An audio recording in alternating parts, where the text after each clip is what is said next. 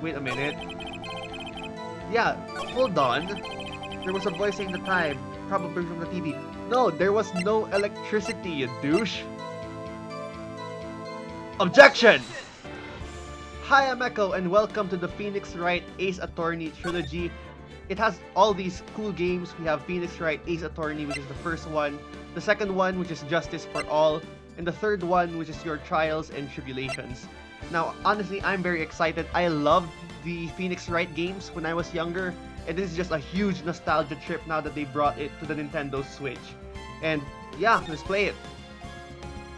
Episode 1, the first turnabout. Yes. So, I'm gonna be rusty, but I'm gonna be familiar with these cases.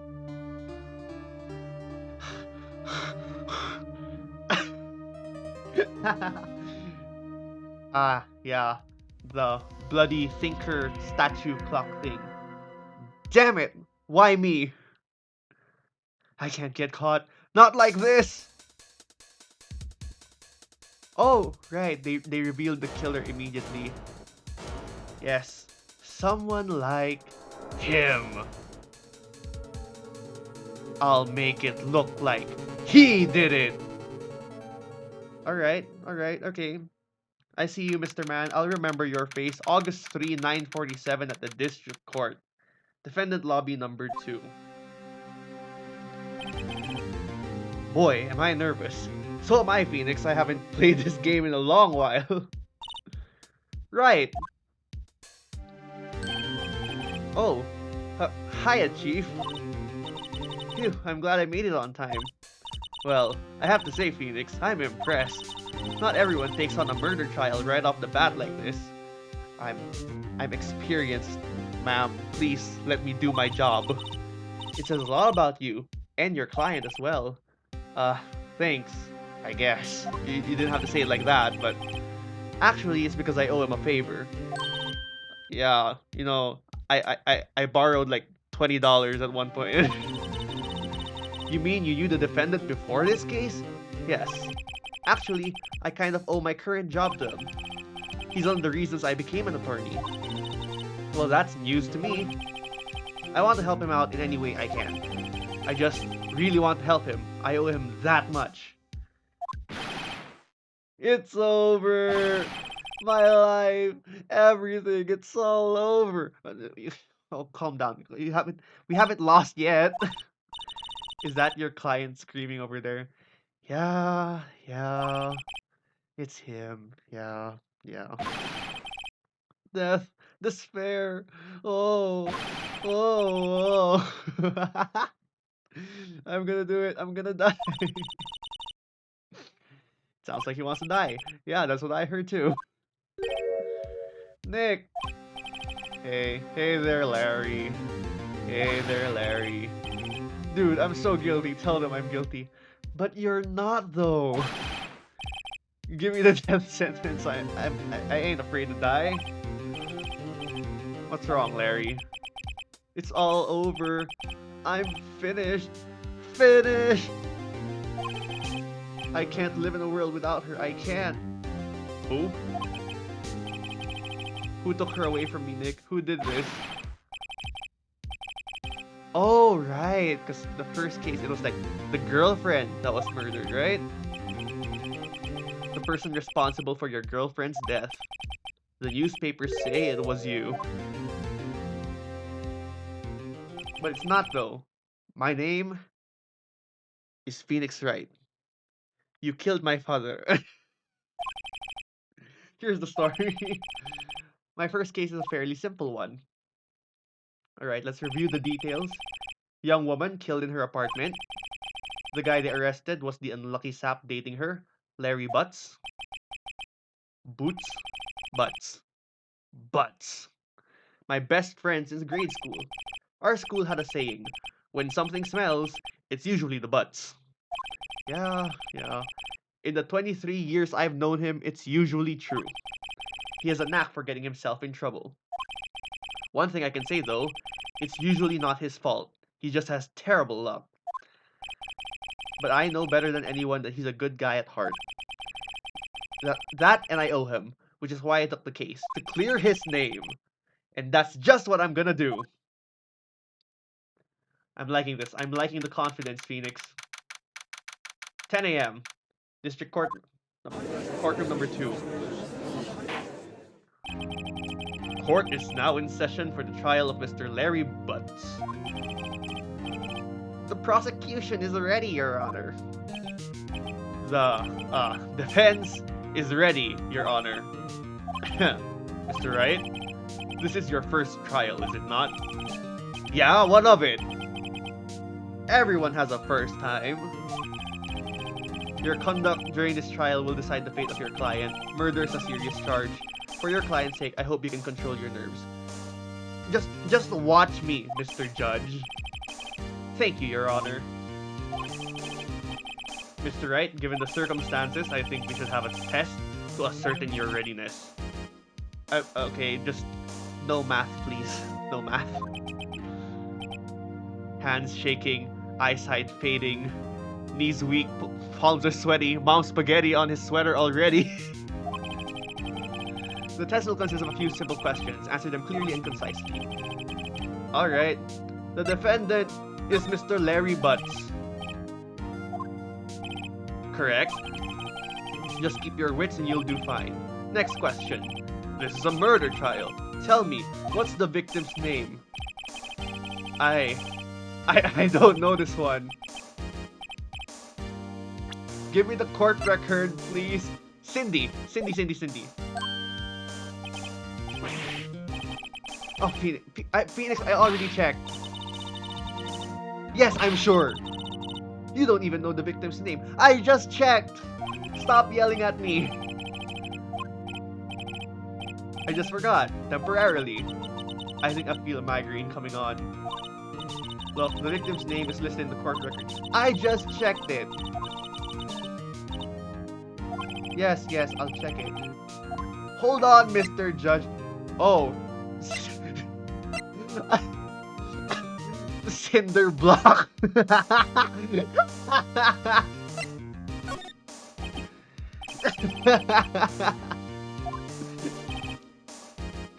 I really wanted to answer Cinder Block though. Now tell me, what was the cause of death? She died because she was hit with a blunt object. I remember that much. Yeah. Correct. You've answered all my questions. I see no reason why we shouldn't proceed. I feel like Your Honor was a sphinx in the past life, giving riddles. You seem much more relaxed, Mr. Wright. Good for you. Okay, I'm gonna take offense to that because when people say good for you, they almost never mean it. Thank you, Your Honor. Because I don't feel relaxed, that's for sure. Well then. First, a question for the prosecution. Mr. Payne? Yes, Your Honor. As Mr. Wright just told us, the victim was struck with a blunt object. Would you explain to the court just what that object was? The murder weapon was the statue of the Thinker. It was found lying on the floor, next to the victim. I see. The court accepts it into evidence. Statue of the Thinker. It's rather heavy. Alright. Mr. Wright, be sure to pay attention to any evidence added. That evidence is the only ammunition you have in court. Use the R button to check the court record frequently. I got it the first time, Mia. You need to calm down. Mr. Payne, the prosecution may call its first witness. The prosecution calls the defendant, Mr. Butz, to the stand. Pay attention. You don't want to miss any information that might help your client's case. You'll get your chance to respond later, so be ready. Just hope he doesn't say anything unfortunate. You know, you're asking a lot from the Butz. But let's hope. Let's hope. Uh-oh, Larry gets excited easily. This could be bad. Oh, man. Larry, don't screw it up, please. Ahem. Mr. Butz, is it true that the victim had dumped you recently? Oh, you didn't have to go for him like that. Hey, watch it, buddy. We were great together. We were Romeo and Juliet. They died together. Cleopatra and Mark Antony. Well, Didn't they all die? Yeah. I wasn't dumb. She wasn't just taking my phone calls or seeing me. Ever. There, buddy. It's okay. It's okay. The denial is the first step. What's it to you anyway? Mr. Butz, what you describe is generally what we mean by dumped. In fact, she had completely abandoned you and was seeing other men. You don't gotta do him like that, though. She had just returned overseas with one of them the day before the murder. Okay, but it's not his fault that she was being kind of a hoe. What do you mean, one of them? Lies, all of it lies. Your Honor, the victim's passport. According to this, she was in Paris until the day before she died. Well, I mean, at least she got to Paris. The victim apparently arrived home from Paris on 7:30, the day before the murder. Alright. Keeping that in mind. Keeping that in the bank, boys. Indeed. She appears to have returned the day before the murder. Dude, no way. Bro, no. The victim was a model, but she did not have a large income. It appears that she had several sugar daddies. Okay, again, that's not related. It's irrelevant. Daddies, sugar. Yes, older men who gave her money and gifts. She took their money and used it to support her lifestyle. Dude. Bruh. The waves. You clearly see what kind of woman this Miss Stone was. Okay, Payne, you gotta lay off the sugar babies. Like, that's very legitimate. Tell me, Mr. Butz, what do you think of her now? Oh no, no, you're leading the witness. Should I? Objection! My client had no idea the victim was seeing other men. That question is irrelevant to this case. Exactly. Sit down. Dude, Nick, what do you mean irrelevant? Let me do my job, Larry! That cheating she-dog. Larry, shut up! I'm gonna die, I'm just gonna drop dead. Yeah, and when I meet her in the afterlife, I'm going to get the bottom of the... Larry, let's continue with the trial, shall we? I believe the accused motive is clear to everyone. Yes, quite. Oh, come on. Next question. You went to the victim's apartment on the day of the murder, did you not? Oh. Well, did you or did you not? It's a simple question, really. Well, maybe I did, maybe I didn't. Just answer the question, Larry. What do I do? Have him answer. Tell the truth. Yeah, I was there. I went. You can't lie in court, Larry. Order. I'll have Coke and some medium fries, please. Well, Mr. Butz. Dude, chill. Chill. Yeah, chill. She wasn't home, man. So, like, I didn't see her. Oh, shut up, Payne! Your Honor, the defendant is lying. The prosecution would like to call a witness who can prove Mr. Butz is lying. Who is your witness? The man who found the victim's body. Just before making the gruesome discovery, he saw the defendant fleeing the scene of the crime. Big words from a man with no hair. Order. Order in the court. Mr. Payne, the prosecution may call its witness. Yes, Your Honor. This is bad. On the day of the murder, my witness was selling newspapers at the victim's building. Please bring Mr. Frank Sahwit to the stand. Sahwit. Oh, Sahwit! Mr. Sahwit, you sell newspaper subscriptions, is this correct? Oh yes, newspapers, yes, newspapers. The floor is made of floor. Mr. Sahwit, you may proceed with your testimony. Please tell the court what you saw on the day of the murder. Alright, let's hear it, Mr. Sahwit. I was going door to door, selling subscriptions when I saw a man fleeing an apartment. I thought he must be in a hurry, because he left the door half open behind him. Thinking it strange, I looked inside the apartment. Then I saw her, lying there, a woman, not moving, dead. I quailed in fright and found myself unable to go inside. I thought to call the police immediately. However, the phone in her apartment wasn't working. I went to a nearby park and found the public phone. I remember the time exactly. It was 1 p.m. The man who ran was, without a doubt, the defendant sitting over there. Alright, fine. Larry, why don't you tell the truth? I can't defend you against a testimony like that. Yes, we can. Incidentally, why wasn't the phone in the victim's apartment working? Your Honor, at the time of the murder, there was a blackout in the building. Aren't phones supposed to work during a blackout? Yes, Your Honor. However, some cordless phones do not function normally. The phone that Mr. Sahwit used was one of those.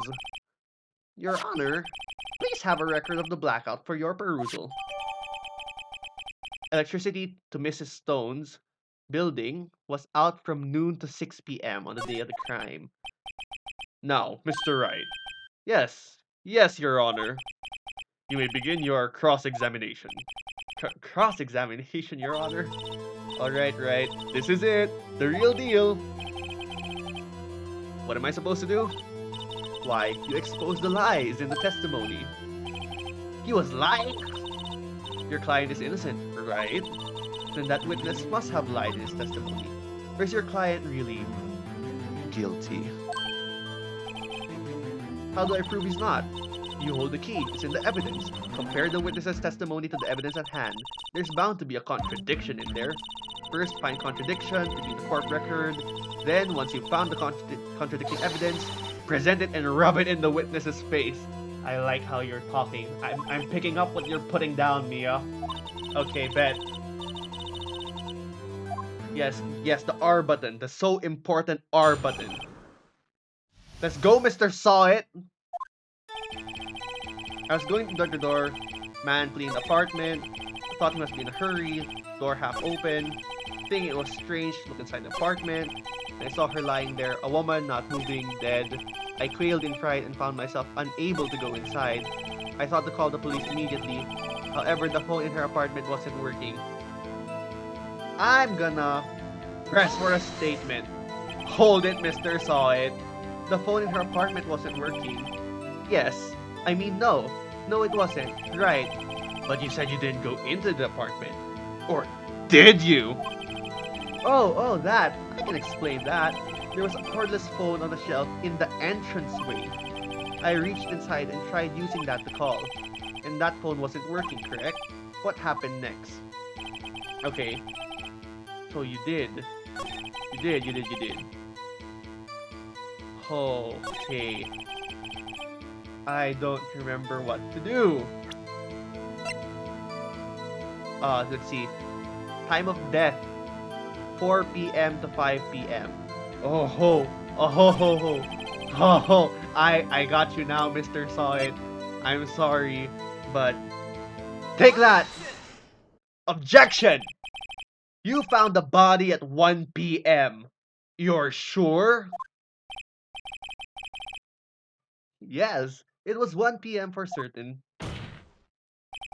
Frankly, I find that hard to believe. Your statement directly contradicts the autopsy report. The autopsy notes the time of death at some time after 4 p.m. Boom! Drop mic! There was no body to find at 1 p.m. How do you explain this 3-hour gap? Oh, now he's sweating.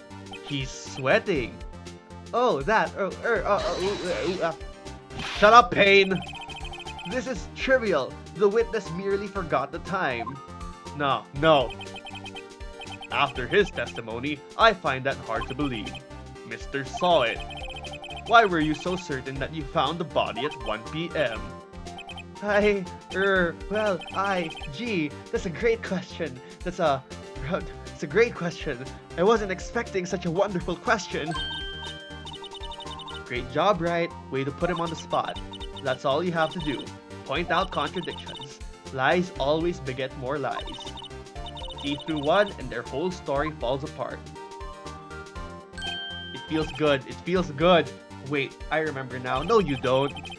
Would you care to give your testimony again? The time of discovery. You see, when I found the body, I heard the time. There was a voice saying the time. It was probably coming from the television. Oh, but it was 3 hours off, wasn't it? I guess the victim must have been watching a video of a tape program. That's why I thought it was 1 p.m.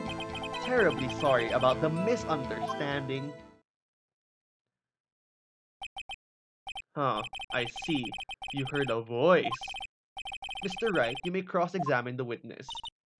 Right. You know what to do. I got this one. Just leave me alone, Mia. Let me do my job. I passed the bar exam for a reason. When I found the body, I heard the time. There was a voice saying time. It probably came from the television. Oh, but it was 3 hours off, wasn't it? Guess the victim must have been watching a video of a tape program. Can I look at these things? Time of death, blood for trauma, statue in the shape of a thinker. Arrived from Paris. Oh! Wait a minute. Yeah, hold on. There was a voice saying the time, probably from the TV. No, there was no electricity, you douche. Objection! Hold it right there. The prosecution has said there was a blackout at the time of the discovery, and this record proves it. You couldn't have heard a television or a video. Sit down. The defense has a point. Do you have an explanation for this, Mr. Sahwit? No, I find it quite puzzling myself, quite. Wait, I remember now. Mr. Sahwit, the court would prefer to hear an accurate testimony from the very beginning. These constant corrections are harming your credibility. That, and you seem rather distraught. Distraught. My apologies, Your Honor.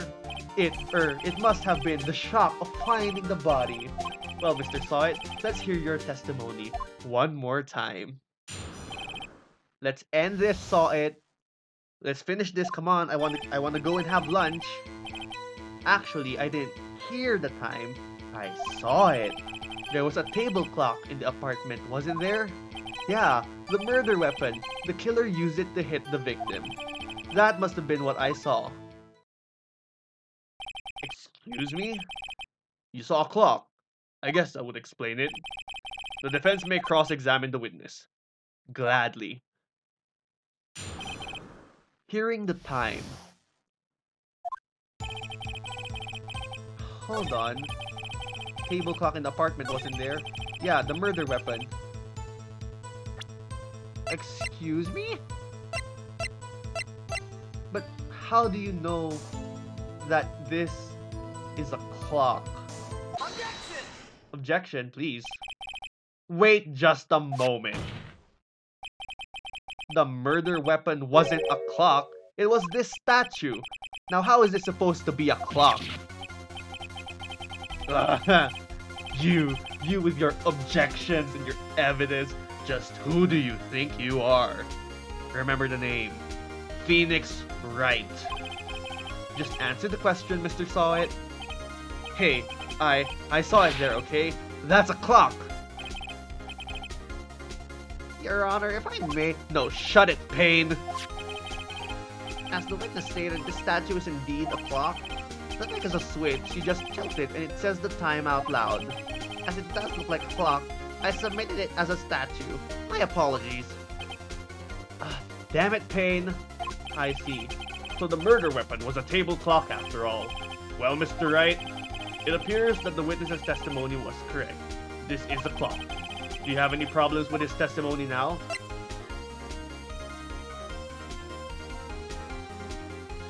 As for a matter of fact, I do.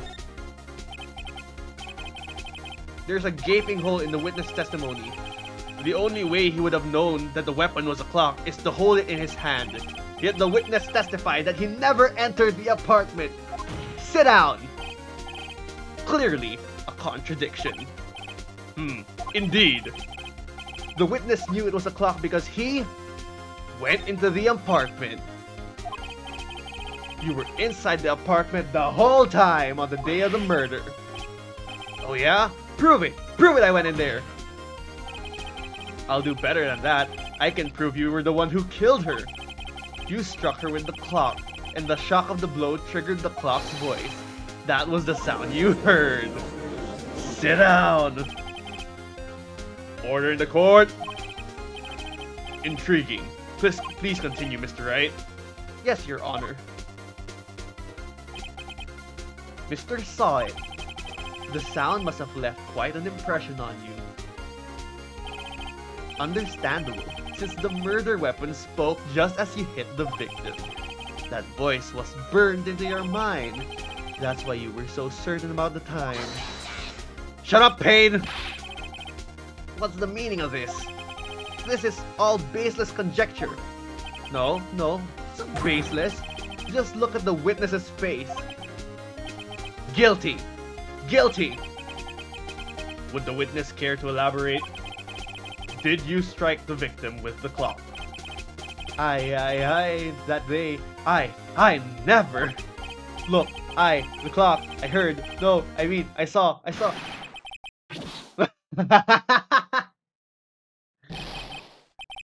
Shut up, I hate you. It was him, I tell you. I saw him. He killed her and he should burn. Burn! Give him death! Big talk, big talk. It looks like there's hell to pay. Your Honor, a moment, please. Shut up, Payne. There isn't a shred of evidence supporting the defense's claims. Mr. Wright. Your Honor, you claim the sound the witness heard came from the clock. Do you have any evidence? Okay, strike or die. Mr. Judge, the sound Mr. Sahwit definitely heard the clock. A fact which is clear to you if you simply... Let's try sounding the clock. Right here, right now, in this court. May I have the clock? I asked the court to listen very carefully. Beep. I think it's 8:25. That certainly is a strange way to announce the time. Well, he is the thinker after all.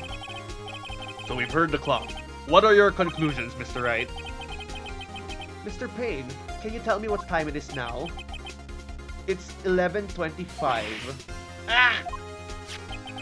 As you can see, this clock is exactly 3 hours slow. Precisely the discrepancy between what Mr. Sahwit heard and the actual time of death. So, Mr. Sahwit, try to talk your way out of this one. Sit down! You forgot one thing. Oh? What's this? While it may seem that the clock is running 3 hours slow, it proves nothing. How do you know it was running 3 hours slow on the day of the murder? If you can't prove that, you don't have a case. Oh, but I can. I do. No. Calm down, Phoenix. Calm down. We got this. It seems you lack the critical evidence to support your claim. No, I don't. Shut up. Phoenix! This means I cannot let you indict the witness. Unfortunately. This ends the cross-examination of Mr. Frank Sahwit. I come all the way down here to testify, and look what happens. You treat me like a criminal. A criminal! You lawyers are all slime. No, hold on. Sorry, Larry, I failed you. We're not done yet. There's nothing I can do about it now. Wait, hold on. Not so fast, Mr. Sahwit. There we go. Let's go, Mia. Let's go. Listen up, Wright. Don't throw this one away. Not like this. Think. Chief, it's over. No, it ain't. I can't prove the clock was slow on the day of the murder. Nobody can prove that. Well, yes. But that doesn't mean you can't still win. Try thinking outside the box. Assume the clock was 3 hours slow and think through it. Ask yourself, why was the clock 3 hours slow? Because she was in Paris. Right? Right? Can you think of a reason as to why the clock would be 3 hours slow? Yes! Wait! Maybe I can prove it. You must have evidence somewhere that can prove it, right? Find it and let him have it. Give him the old 1-2. Well, Mr. Wright, you say the clock was already running slow on the day of the murder? Have you found the evidence to support this claim? Of course, Mr. Judge. There's a piece of evidence in the court record that can prove my claim beyond a doubt. Tough words. Yeah, watch me. Let's see this evidence. Behold, the victim's passport! The victim had just returned home from abroad on the day before the murder. As we all know, the time difference between here and Paris is 9 hours. When it's 4 p.m. here, it's 1 a.m. the next day there. The clock wasn't 3 hours slow, it was 9 hours fast. The victim hadn't reset her clock since returning home. That's why the time you heard when you struck her dead in her apartment was wrong. Proof enough for you, Mr. Sahwit? Or should I say, Mr. Did It? Nice. Sick burn, bro.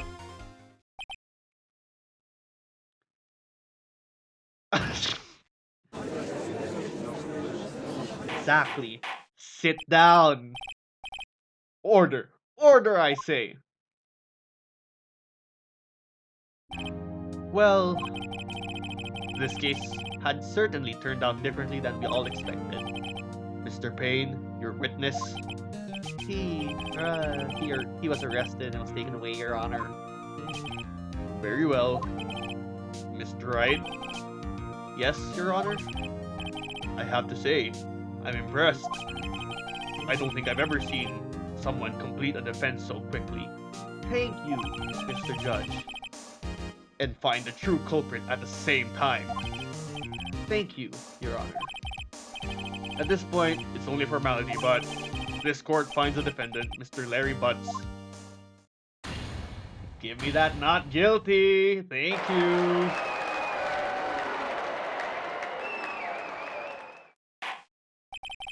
And with that, this court is adjourned.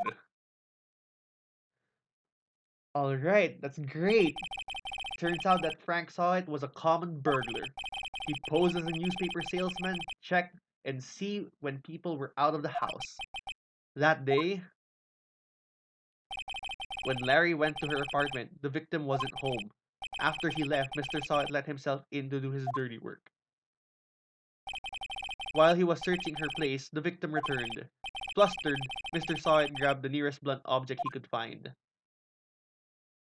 Smacked her right in the head with it. August 3, 2:32 p.m. District Court, Lobby number 2. I still can't believe we won. Right, good job in there. Congratulations. Thanks, Chief. I owe it all to you. Not at all, not at all. You fought your own battles in there. It's been a while since I've seen a trial end on such a satisfying note. I've never seen the Chief looking this happy. If she's this glad, imagine how Larry must feel. Larry, we won, Larry. You're supposed to be happy. What's wrong now? Nick, don't worry about me. I'll be dead and gone soon. Wait, what? Bad, bad, bad, bad. Bad dog. Larry, you're innocent. The case is closed. But my Cindy Windy's gone, man. Gone forever. Okay, but like, she wasn't really yours. Or at least, not anymore, and like she was a professional sugar baby at that point. But like, okay, congratulations, Harry Butz. Yes, you. I can practically see the headlines now. Harry Butz in a. Thanks, I really owe you one. I won't forget this ever. Let's celebrate. Dinner, movie, my treat. Dinner sounds really good right now. Oh no, I couldn't. But yeah, I was the one who got you off the hook. Oh hey, here, take this. It's a present. Present? For me? Wait, wasn't this the evidence that... No, no, no. I made this clock for her. I made one for her and one for me. Oh wow, you made it. That's pretty sweet, Butz. Well, thank you. I'll keep it as a memento. Yo, Nick, can you believe it? I was so into that chick. And she was just playing me for a fool. Well, it's okay, buddy. It's okay. That's rough, buddy.